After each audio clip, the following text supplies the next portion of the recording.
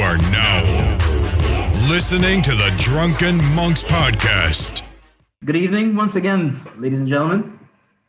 My name is Marlo Brown. That's Denise Fiver. We are the Drunken Monks. And tonight's a beautiful night. It's a good night. And we got not one, but we got two guests.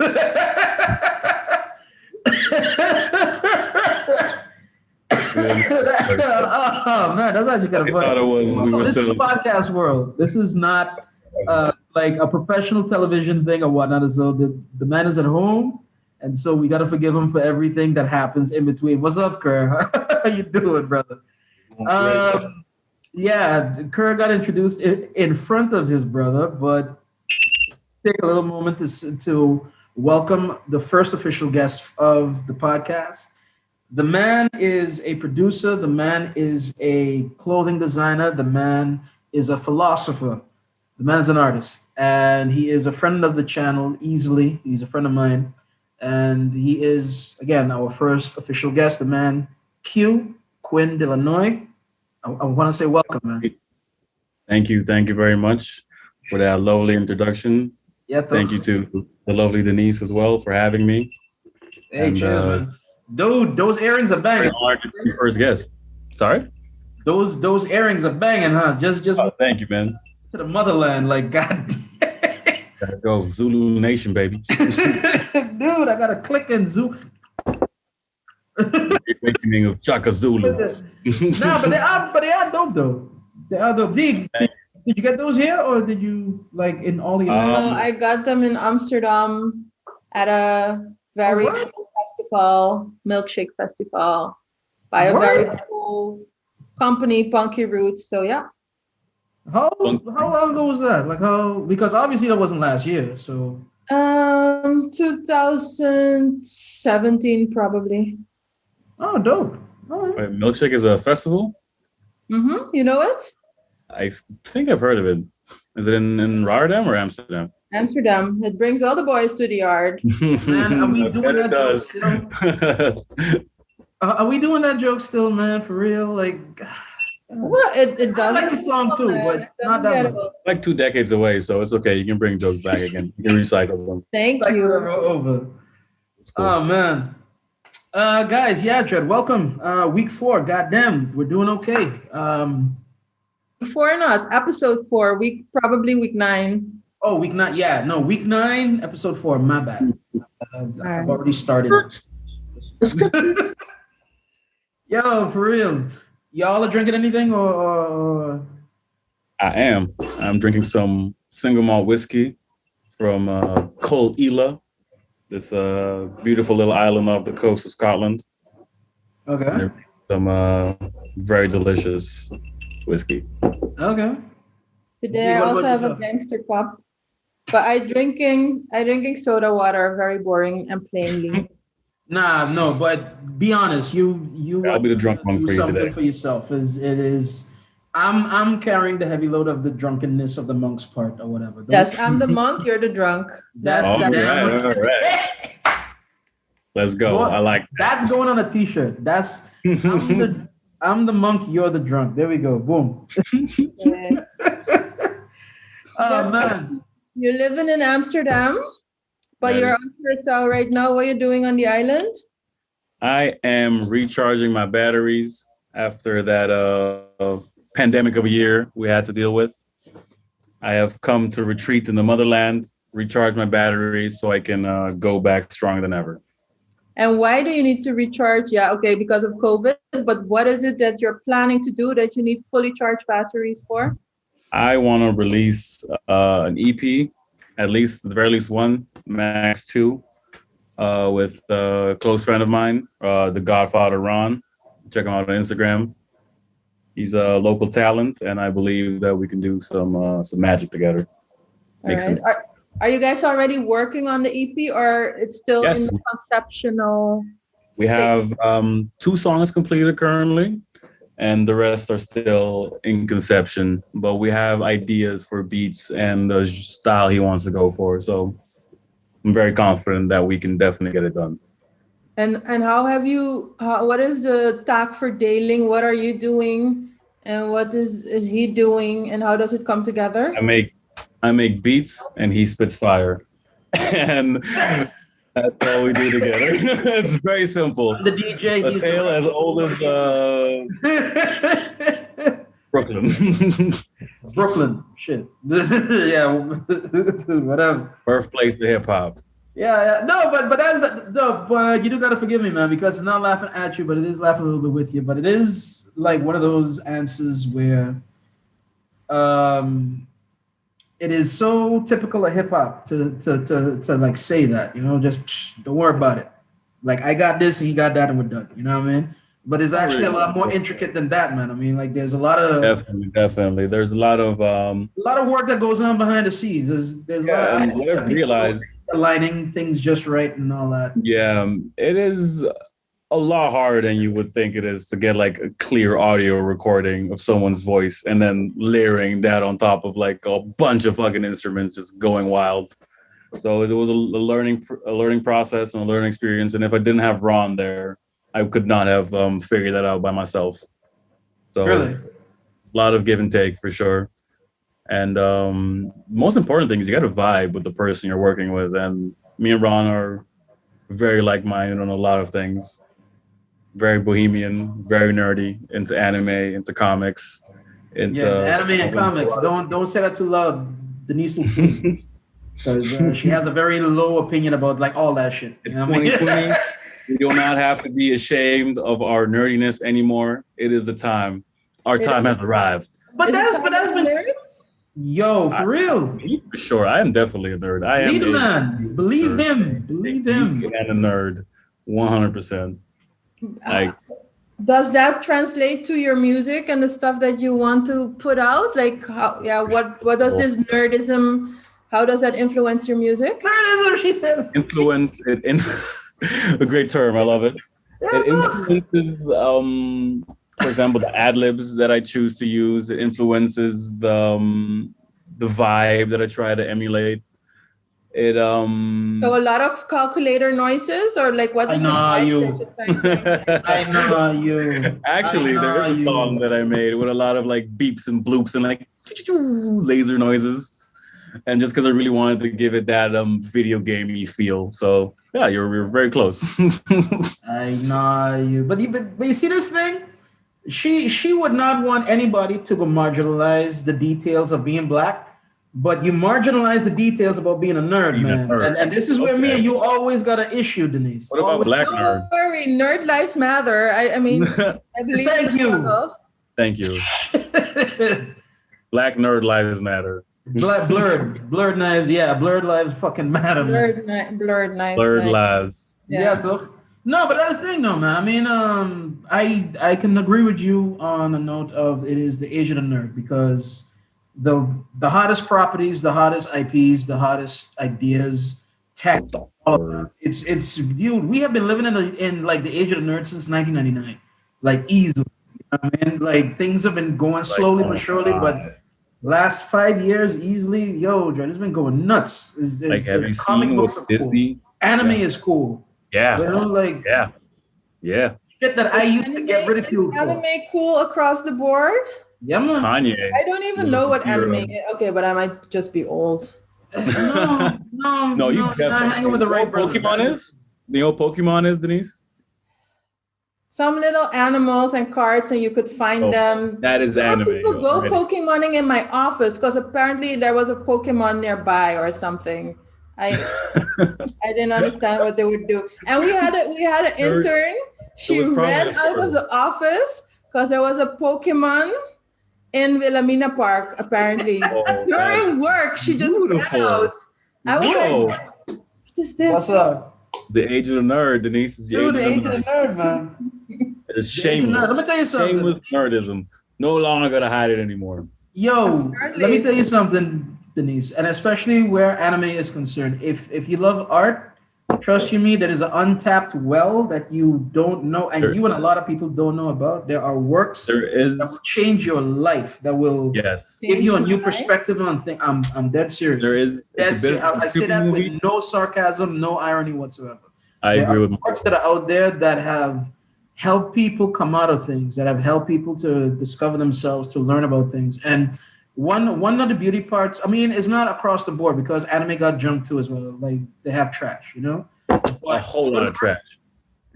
But the good works, the one like the stuff that comes to the top, um, Not always. a lot of times the storytelling is not conventional.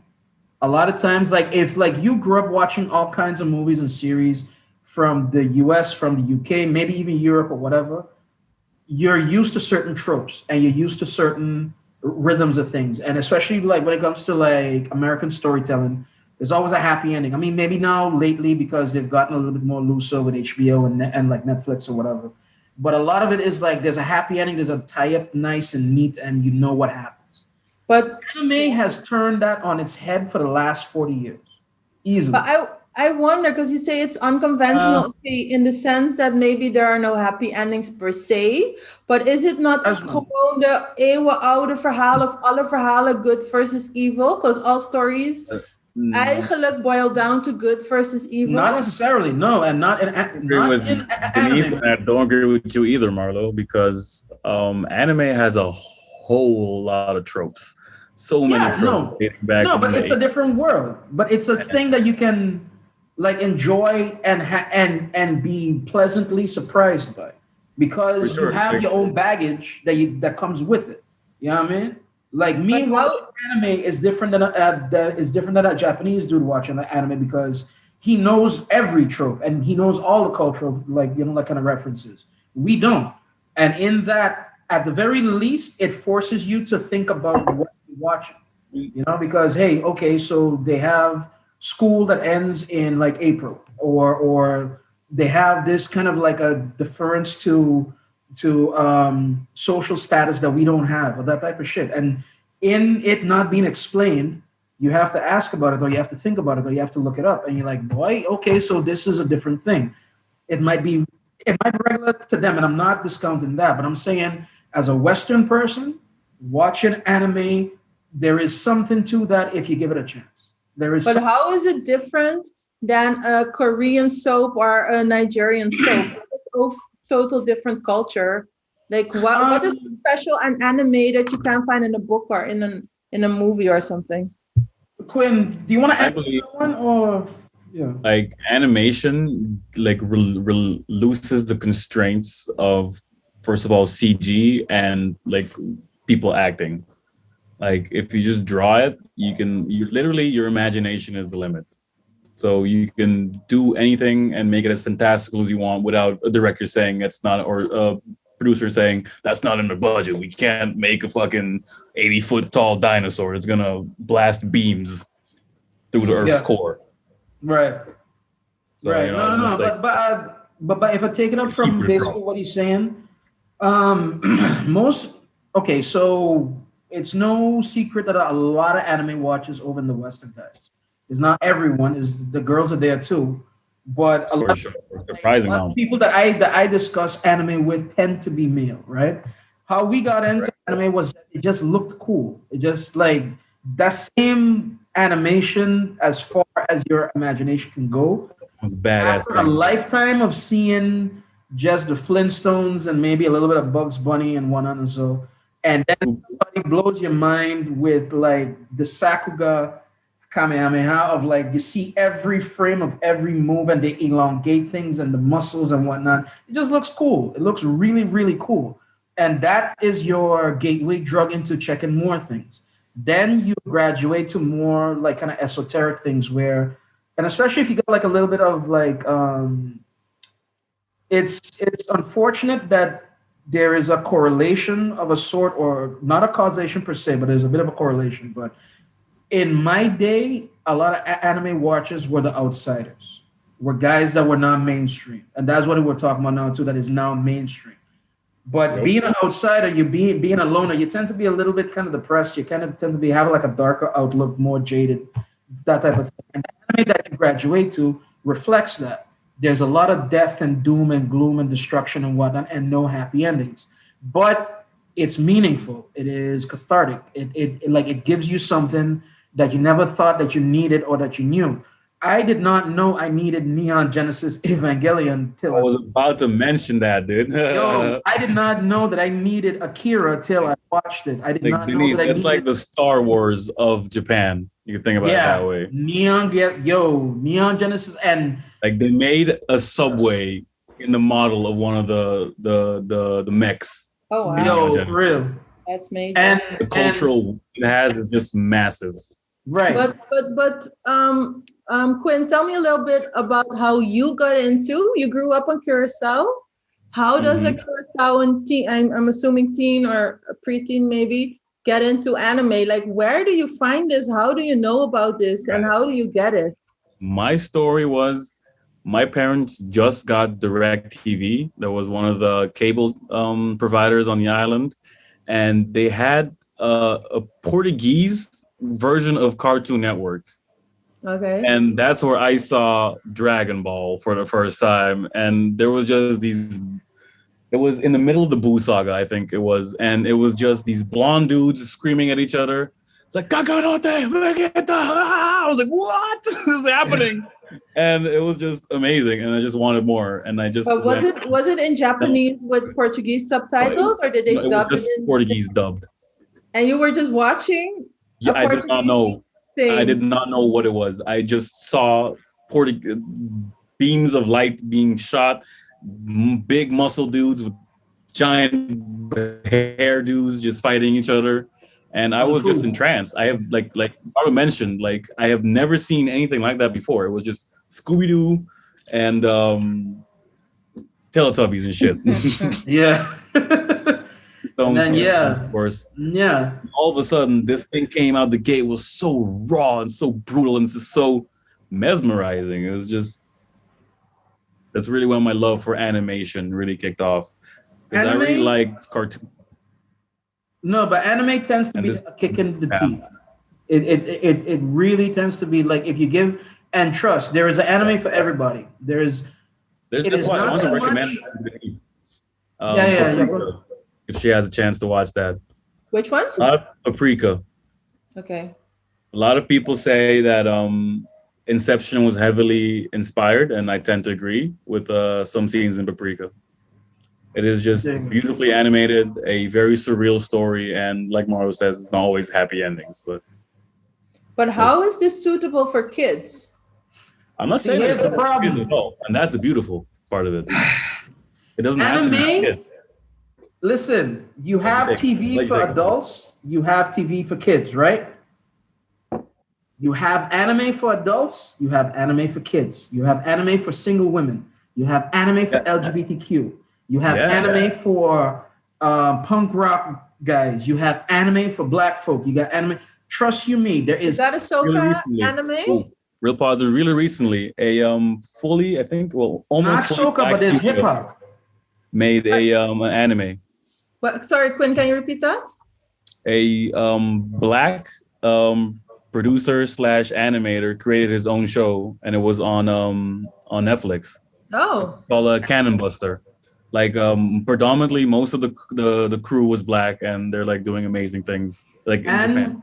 And there was an anime short that came out about a couple of months ago too, as well, highlighting life on Saint Lucia. I think I sent you that clip. Really? Like, yo, Jet, for real. Oh, it was with a robot, right? I think like so. Yeah, like it was almost like an Iron Giant type of thing. Yes. Yeah. But trust, D. Pretty cool. And this is why you gotta give guys like Quinn a chance to explain themselves. I'm not saying you, D, but there's so much dope shit that is out there, but for now, especially on Curacao, a lot of people just tend to go about their lives and not question much.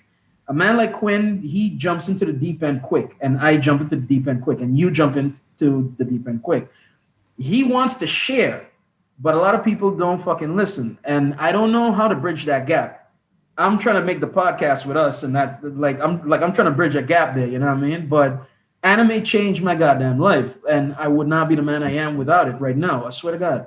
But why was anime so influential for you, Marlo? Again, this is my blessing and my curse. I love film. I love storytelling. I love a lot of things, but I get bored quick because if I can see the patterns The story doesn't have a lot of impact like on me. And like that's what we're talking about. That if they are tropes, like you call those storytelling devices tropes. So, for example, in a rom-com, you have boy meets girl, they get together. There's a misunderstanding, and then in the last part, they reconcile and happily ever after. That's a trope, right? If you see that pattern coming a mile away, if you consume enough media or whatever have you, you see these things, right? Anime at my very formative years, because again, it started as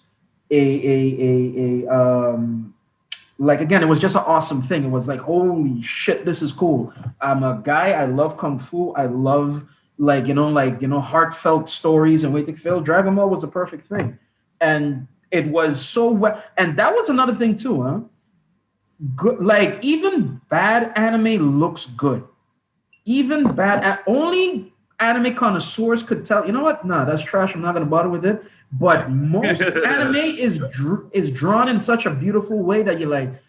It draws the eye. It draws your attention, right? After a particular while, I won't tell no bullshit, and I'll be a little bit real and honest here right now. When I first like I got introduced to anime when I was in high school, but it was very scarce at that point. The same thing like Quinn was saying. I happened to have a TV channel that was in French. We had Guadeloupe back on Tim Martin, and they had the dubs of like Dragon Ball as well.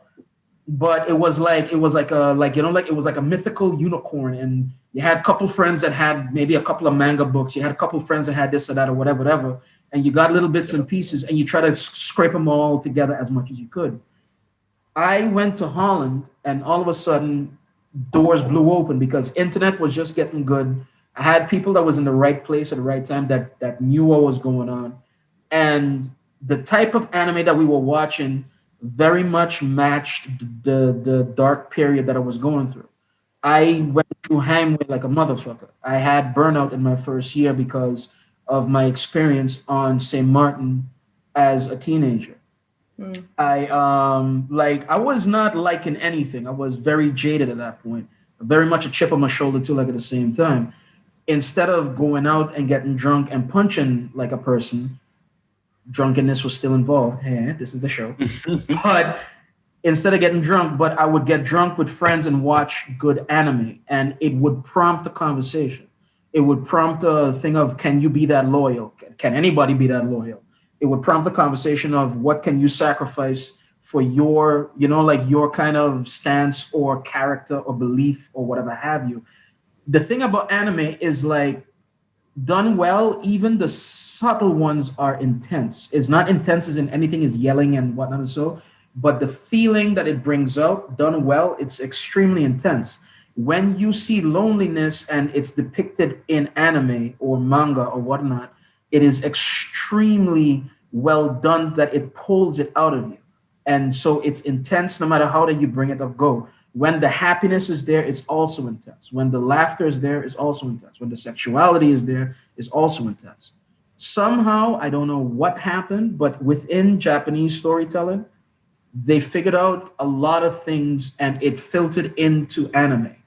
And so thusly, if you give it half a chance, and especially that thing with the language barrier, if you give it half a chance, you get past it. Some might like dub, some might not. Who knows, right? But at the same time, but if you give it a chance and try to look for what suits you. So if you like cyberpunk things in Western things, look for cyberpunk anime. If you like romantic things in Western, look for romantic anime. Like find your niche, find your genre within that medium. And I guarantee you that you will come out clean. I swear to God. But Quinn, what would be your genre of what is your genre of anime? Oh, wow. I like a lot of different kinds of anime. I tend to stay away from the romantic anime and the shonen anime. Shonen means boy. So that's like more geared towards young boys.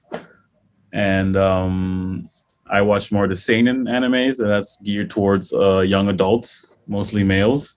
So they're like a bit darker, a bit like more psychological thrillers, a bit more, yeah, usually almost none of them have happy endings. Very few of them have happy endings. Okay. It's a bit more intense, a bit more grounded, a bit more just adult. It's pretty much the best way to saying it. Just rated R instead of PG-13. Okay. That's what it is. Hey guys, One I would definitely like to recommend to you before we move on from this segment is it's called Midori. It is simultaneously beautiful or at the same time. Like, I don't want to give away too much of the story because I would really like you to give it an honest chance. But it's about a young girl that finds herself in a very precarious situation, and a lot of people are taking advantage of her in every way imaginable. So yikes. it is a beautiful, sad, and horrifying story at the same time, but it's just so beautifully animated and just so well told that I would really suggest it to you. There you So go. where does one find anime? Can I search on YouTube and Netflix, or where do I find it? You want to take this one, Q, or me? Netflix is finally accommodating people with more anime, but there are other like lesser known sites, but still, anime watchers know the sites like Crunchyroll. You can find a lot of stuff on Crunchyroll. Yeah. A lot of stuff, and that's the legal means. If you Exactly, want the that's what I'm legal saying. means, because Legal trust. means Crunchyroll and Netflix. Yeah, Crunchyroll and Netflix, You- and then we go from there. You got a illegal VPN. means, you got to figure it out. Yeah, and we'll talk about that outside the show. That being said, I think that we came to a really good spot because our producer's telling us that our segment is up. Guys, I'm gonna go get myself a drink. I don't know about you, and I think we will be right back.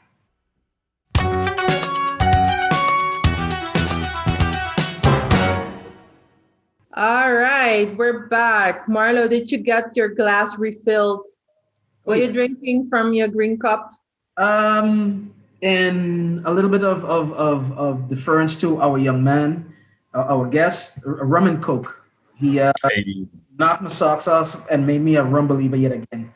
Even though you do make me a rum believer, but this week, just in like a little bit of a solidarity, I decided to go rum and coke for the boy. So thank you, my dude. And I, ironically, was drinking whiskey today because I was like, solidarity with my boy because he always drinks whiskey on the podcast. So I appreciate it. Let's do it.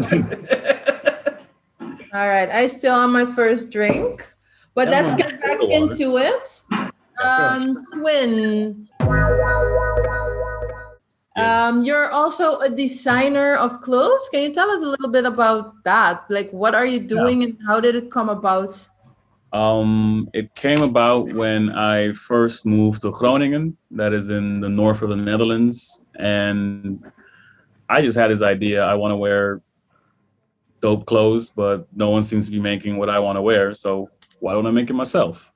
So I got to talking with some colleagues of mine, some friends of mine at the time, and they were like, yeah, why don't we just start a brand? So I just started drawing a logo, started thinking about it, ultimately decided on LEBLK, the Black Apparel, and we had a black sheep for a logo because we all felt like we were black sheep at the time, like in anime, like in different types of music, being, not like the others at the time, but finally meeting like-minded individuals. So we were going to be, a flock of black sheep. Nice. That was going very well. We sold out like our first 250 t-shirts we had. And then people wanted more, but school got in the way and we got into, a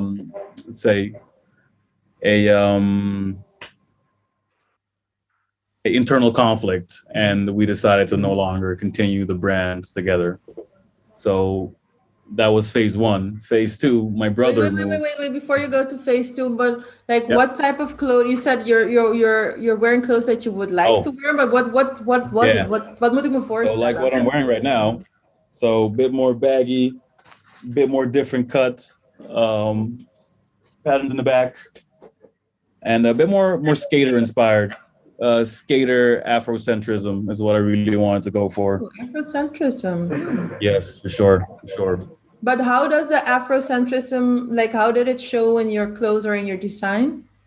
Like, so I had a black sheep, and I would like give him certain patterns and certain colors, and then I would like every time for a different season, I would give him a different hat or a different like antlers for Christmas, for example. Kwanzaa, I gave him a little hat with patterns on it, the shiki, and but I didn't go as far as I would have liked with LEBLK. That's why with the new brand Phase Two, only with my brother, that's SE Skate Every Day. We want to go full blown, just all Afro dudes skateboarding, doing kick flips, meditating, being Zen, like big beads, big earrings, always the third eye open, and that's where we want to go towards. Just Afrocentrism, streetwear, heavily skater inspired. Okay, wow, that's a mouthful. It is a mouthful. But you were saying about you started your first clothing line because you didn't feel that you fit in, and you formed your band of outcasts, if I may call it, and then you were like, "Fuck it, I'm gonna make whatever the hell I want." And is that like, yeah, you were also speaking to that a little bit when you were talking about the anime. And I wonder, is like, how was it growing up, and why do you feel like an outcast or felt like an outcast? And yeah, let's start with that.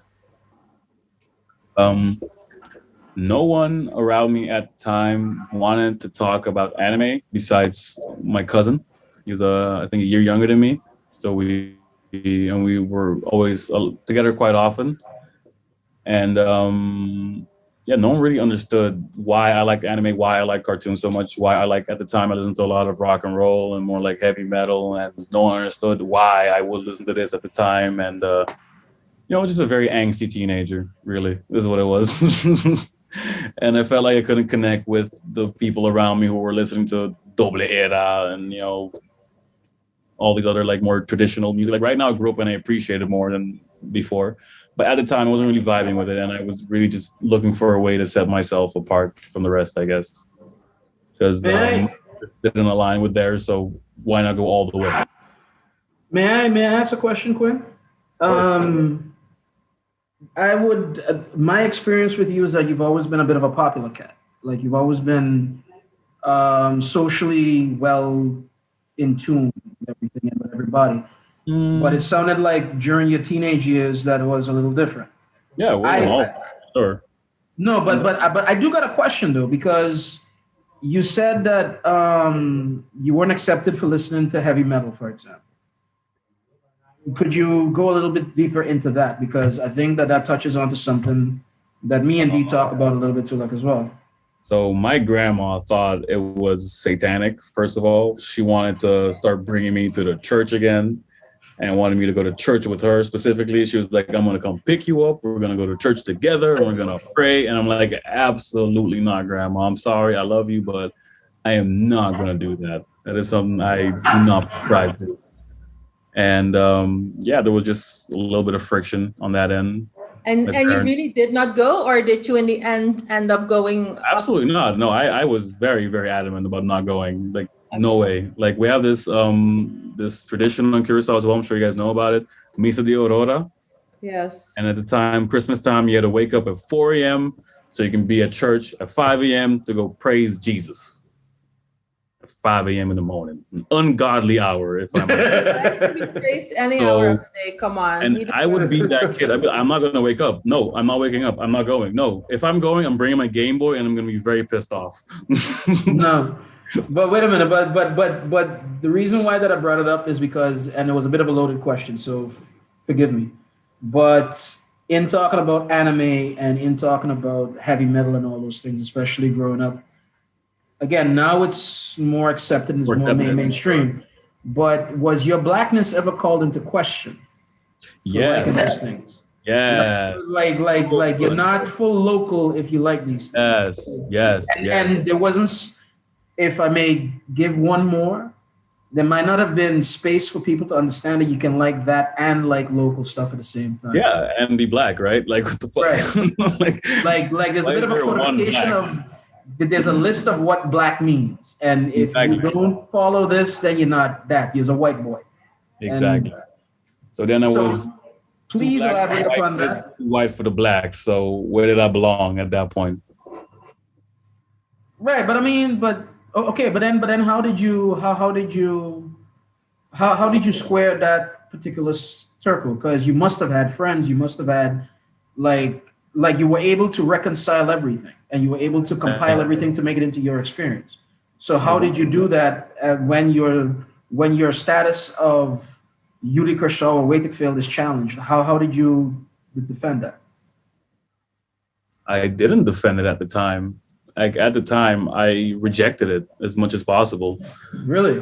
I refuse to believe that um, I have to identify myself with a culture that rejects everything that I believe in or everything that I thought was sacred to me at the time.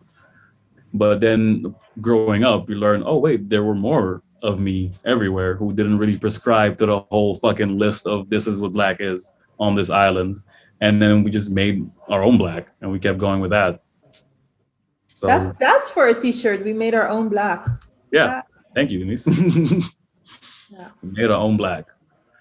All right, And so yeah, then I really realized at one point, it's like, God damn, I'm only hanging out with like Dutch people on this island or like, light skinned people on this island. And I didn't like that. And then I went back to look for my roots. And that's where my interest in tambu and tumba and music de zumbi, all these things like came back up again when I came back to the island. I was like, okay, there is more to what I have ignored for the greater period of my teenage years.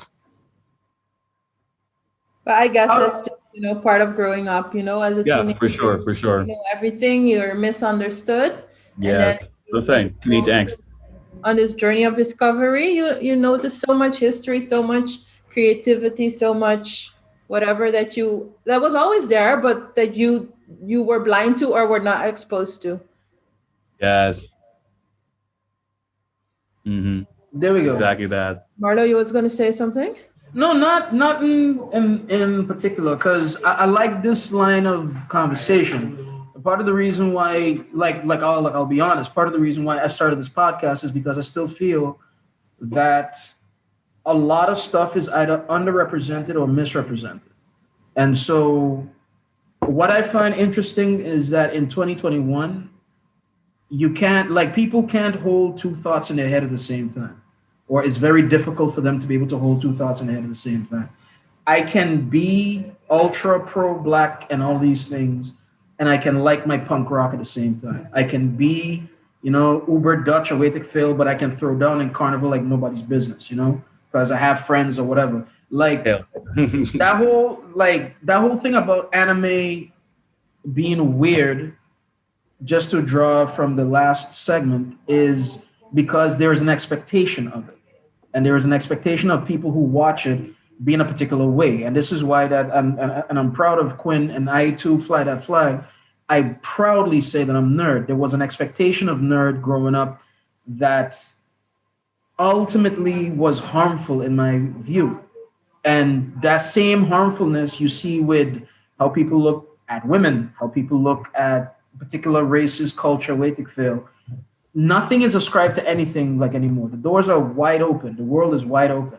We have computers in our hands that have access to all knowledge at all time. And it's up to you to figure out what you want to figure out. You check one man. I started the podcast with you because you and I are like-minded in the sense of try something new, do something new. If you have your opinion, cool, but have your opinion based off of you've been there at least once, you know what I mean? And talk about it. And again, that's why I brought Quinn on. That's why I have you as a host. I would love to have the conversation be brought a little further, more than just what we all do as regular, because we've been doing regular for like about 80 years, and you see what has come of it. We have prosperity, but not as it should be. So Prosperity for some. that's just my opinion about it. But Denise, what about where does your aversion to anime and the sci-fi or fantasy come from? Well, aversion. I think Marlo's just been spouting some shit here, but anime, I never knew anime. Yeah, I didn't really grow up watching a lot of TV. We only started watching. I only started watching TV when I was like 11 or something. Before it was just like one video on Saturday night. We would rent a video and then watch a video. For those who don't know what it is, just Google it. VHS tape. Exactly. So I didn't grow up, and then often too, for example, if I was at my grandparents and they had TV, but pre-TDS, before they had TDS, it was just the Spanish, the Venezuelan channels, and then Canal Ocho, which is a local channel, Canal Jesung, which was the Bonairean channel, and I think that was it.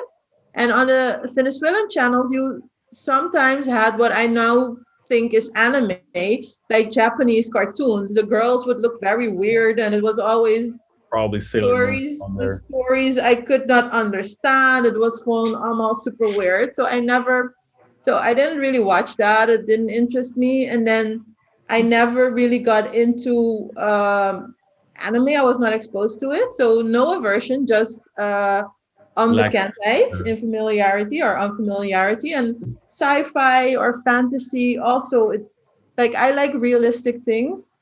And so at least based on the stories could be a little bit fantastical, but monsters and so not for me. And I guess it's just a thing you need to develop while growing up. I never used to watch any space things, so yeah, I don't know. It doesn't interest me. Maybe if I go watch, maybe if I watch something now, it's interesting, but. The fantastical never really tickled your fancy, like something out of the ordinary, something out of this world, something you can't see every day. That was not something that was at all interesting to you. Like these motherfuckers is flying. Like, what the fuck? People can't fly here. Like, why can't they fly there? That never was interesting to you. Like, that never was like, whoa. Okay. Is that maybe like Marlo, do you think if you were exposed to anime later? Wait, hold on. What was that, Quinn? What was that? If you were exposed to anime at a later age, like Denise said, like she was not exposed, do you think you would be as into it as you are now? Probably not. But that's because that's just life. Like, I think that there's a very malleable moment in every person's life, and let's call it from 16, maybe 15 till about 25. Where identity is chosen, if that's a word to be used. Chosen or made? Made, chosen, compiled. It's very fluid up until a point, and then it stops being fluid, and then you kind of get set with, this is my character, this is what it is. You might deviate a little bit left, a little bit right, but not a lot. Use that neuroplasticity. Right. And because I fell in love with what I fell in love with at the time, and let's be clear too, man. There were two very golden moments in anime for the West. That was my moment, and to Wallach, it was yours as well, because you and I got like about maybe 10 years type of difference, right? Something like that, yeah. And you came in right at the Naruto time. Like you came in now. Oh, no way, dude.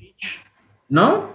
No way, man. Like Sailor Moon, Sakura Card Captors, Rurouni Kenshin, Samurai X, like Gundam 00. No, sorry, Gundam Wing. Like, but what I'm saying is right around 2001, 2002, like a new golden age kind of reared its head. Okay, I guess. Yeah. You understand what I'm saying? And I was lucky enough to have seen the first one and to have lived along with the first one. So all like Dragon Ball being what it was, but then you had this treasure trove of all these really good animes that all were kind of released around the same time. And it made an impact, and it made an impact upon me as well. I would have fallen in love with anime, but not to the degree that we're talking about now. I might not have been exposed as well because I was heavily dependent upon my vriendenkring. It was a partner of mine who showed me Akira. Is a partner of mine is who put me on to Neon, is a partner of mine who told me about Cowboy Bebop. You know what I mean? If I didn't have those friends, if I didn't have the time, like you could put a lot of ifs in there, but I can guarantee you that it wouldn't have been like as much as I got it now, because I feel like it's Did you experience the tsunami, the wave, a the little, tsunami wave? a little. What happened was is that we had Cartoon Network proper at home back in Stacia, but I wasn't in Stacia a lot, and especially when Toonami was really deep into anime proper, I was in Nederland. So every summer I would go home, and like once you come from the club or like you're up like late night, holy shit, Toonami's they're kicking, yo, Exactly. So I yo, would stay like late to watch that. yeah, like and that became like my summer pastime, if that makes any sense. And I like that was like that thing. I have a question though. Maybe even to go back, the difference also, I didn't watch a lot of TV, so I think so I That was is not in reading, you. but Yeah. I did not know there were not comic books when I went, for example, to the library. Yeah, Suska and Wiska and Kuifje, but I read a lot, and I was outside a lot, playing sports, being in the water, so I was not the type to sit in my room or in the living room watching stuff. So that whole lifestyle or phase just was No, not. but that's dope too. That is we like our thing being dope does not take away from your thing being dope. And that's kind of the problem. Where like how Quinn grew up, how I grew up, Quinn, if I'm wrong, please correct me. But it sounds like when we were coming up, they had to make our shit bad so their shit could be dope. So you had to make our shit bad so you could feel good about your choices. And But that is gewoon with alles. That is teenagers, because I'm sure that you guys also were like, these people who don't know nothing about anime. Look at these right, but I don't see that now. Quinn, are you there still? Okay, there we go. No, but what it is that one thing that I'm a little proud to see of right now, like especially with my son, like he's about 14 years old, and what I see is that there's a lot more inclusivity, if that makes any sense. Like my thing being dope does not necessarily mean that your thing is bad. The difference in things does not make things bad. If you're lame, you're lame. Period. If you're doing the thing well, then we're cool. But if you're lame, exactly. No my circle, dude. Exactly. You know what I mean? And that just was not a thing back then. I think that we still got a problem in dealing with that. I honestly think that like you talk about unity because like let's get a little deep here right now, right? You and I talk about unity all the time, right? Sorry, yeah, unity. Like how do we bring our people together towards one goal? That type of thing.